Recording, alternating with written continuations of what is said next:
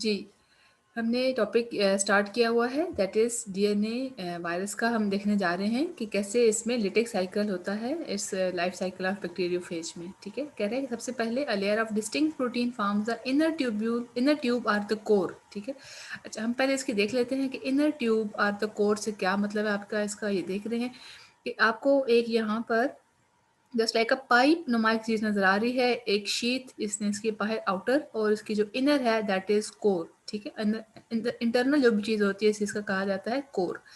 अब कहते हैं कि सबसे जो इनर लेयर है that is from made up of distinct, एक खास किस्म की प्रोटीन से इनर ट्यूब बनती है, जो इनर है या उसे कोर कहते हैं, जो कि क्लोज हुई पड़ी है शीट से। शीट उसकी जो आउटर लेयर ऑफ प्रोटीन है, this is also made up of protein.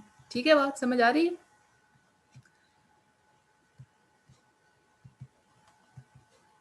ठीक है, शीट आउटर कवरिंग है और कोर इनर कवरिंग है। Yes ma'am. Okay, one side, on one side of the sheath is collar.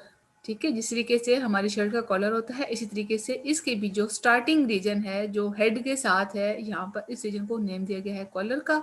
और यहाँ पर ये जो इसकी इसी जो टेल्स के साथ के जो है that is called base plate.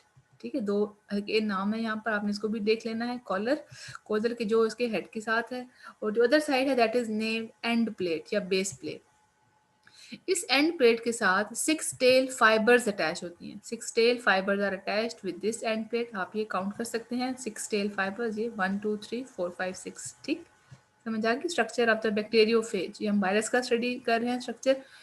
The volume of the phase is about 1/1000 of its host, यानी कि ये चूंकि बैक्टीरिया के ऊपर अटैच, खुद को अटैच करता है और उसके अंदर मल्टीप्लाई करता है, सो जो इसका वॉल्यूम होता है वो भी उससे 1000 टाइम्स छोटा होता है। ठीक है, अपने होस्ट से।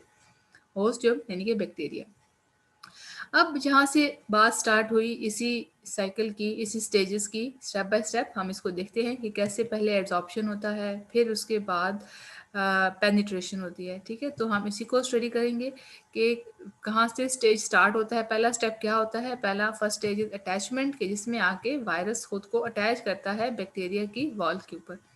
Bacteriophage replicates only inside the bacterial cell. ये हमने स्टडी किया ना जब हमने देखा था कि why they are called obligate intracellular parasite, because they can live and replicate only inside the living cells. ठीक है, so first step in the replication of bacteriophage is its attachment, यानी कि पहले खुद को अटैच करता है to the host cell at receptor site on the wall of bacterium, यानी कि बैक्टीरिया की वॉल।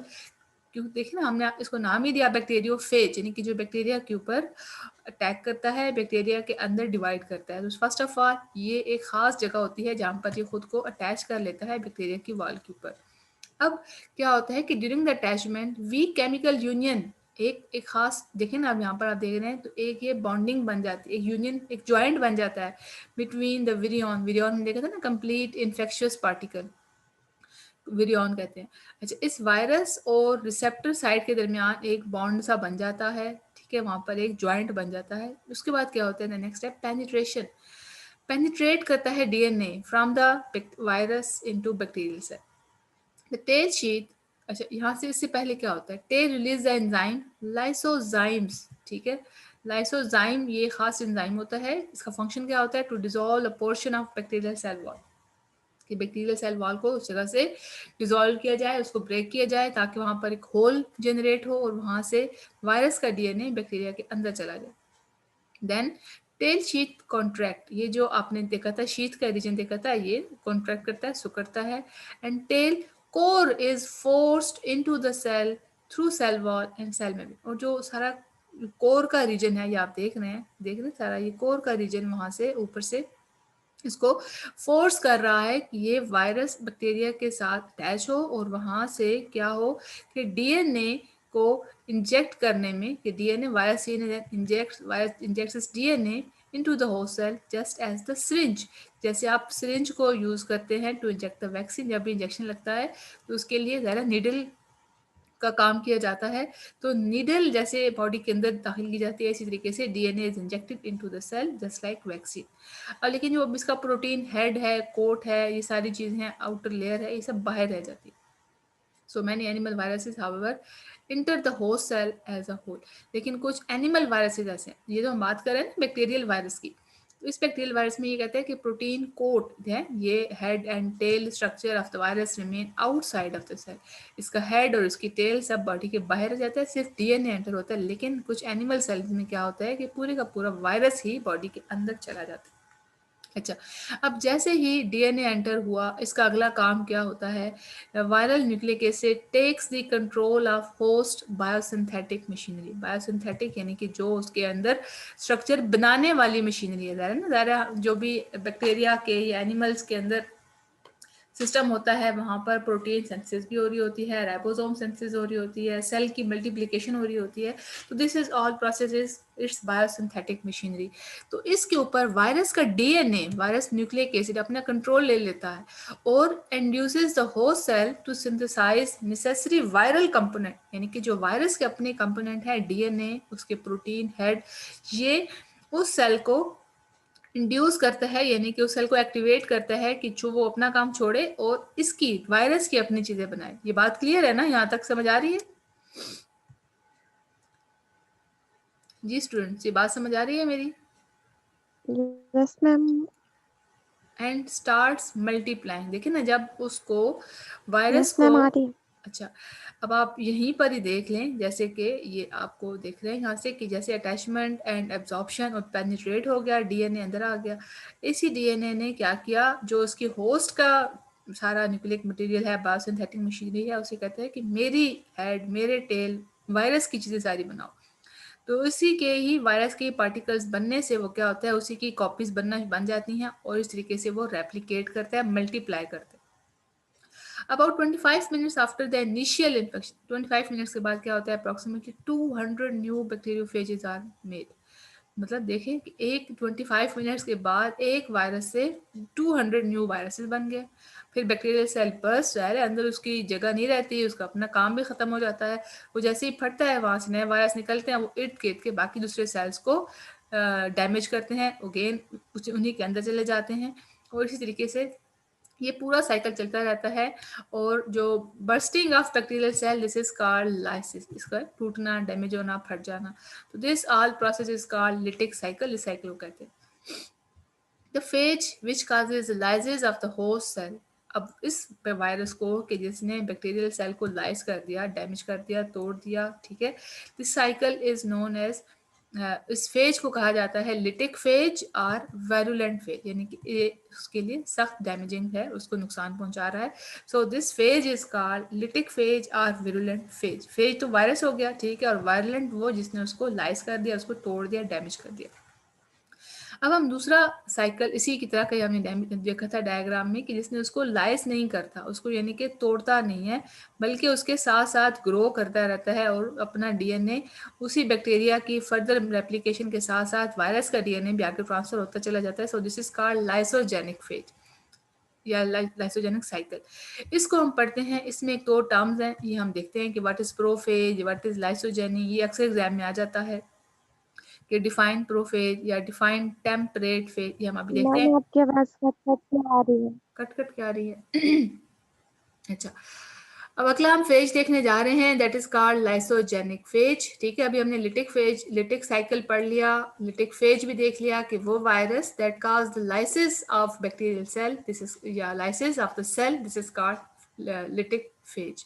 अच्छा, कहते हैं कि जितनी भी इन्फेक्शन होते हैं, ऑल इन्फेक्शन, इन्फेक्शन का मतलब कि जब वायरस अटैक करता है, कि जब भी वायरस अटैक करता है तो जरूरी नहीं है कि लाइसिस ही हो, बैक्टीरियल सेल डैमेज ही हो। कहते हैं in some cases viral DNA instead of taking over the control of host machinery, कहते हैं कि बजाय कि वो होस्ट की मशीनरी के ऊपर कंट्रोल कर ले, इट बिकम्स इनकॉर्पोरेटेड। इनकॉर्पोरेट का मतलब होता है उसके अंदर दाखिल होकर उसका हिस्सा बन जाना। अब जैसे यहाँ पर आप देख रहे हैं, ये वायरल डीएनए आया और ये इस बैक्टीरिया के डीएनए का हिस्सा बन गया, ठीक है, ये यहाँ से डायरेक्ट लिटिक साइकिल है और ये जो पार्ट है ये लाइसोजेनिक का पार्ट। अब ये उसका हिस्सा बन गया, उसने उसको कंट्रोल नहीं किया बल्कि उसी में इनकॉर्पोरेट हो गया, ठीक है।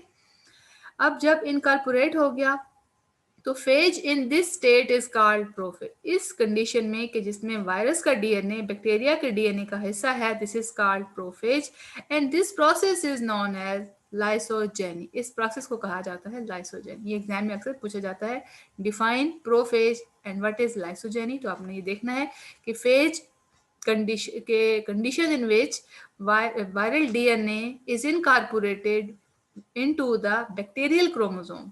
समझ गया मेरी बात कि वायरस का डीएनए बैक्टीरिया के डीएनए का हिस्सा बन गया है, इट इज इनकॉर्पोरेटेड, ठीक है, viral DNA is incorporated into the bacterial DNA, so phage in this state is called prophage, और इस पूरे प्रोसेस को कहा जाता है लाइसोजेनी।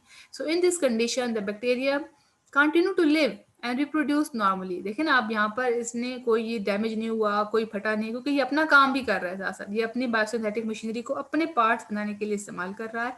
So viral DNA being the part of bacterial chromosome passes to each daughter in all successive generation। अब जितनी भी उसकी डिविजन्स होती हैं, लेकिन ये सेल डिवाइड कर रहा है एक से दो में, फिर ये भी जब डिवाइड करेंगे एक से दो में, तो यूं इस तरीके से वायरस का डीएनए हर अगली जनरेशन के सक्सेसिव, यानी कि अगली जनरेशन, तो हर जनरेशन के साथ हर डॉटर सेल में ये वायरस का डीएनए चला जाता है।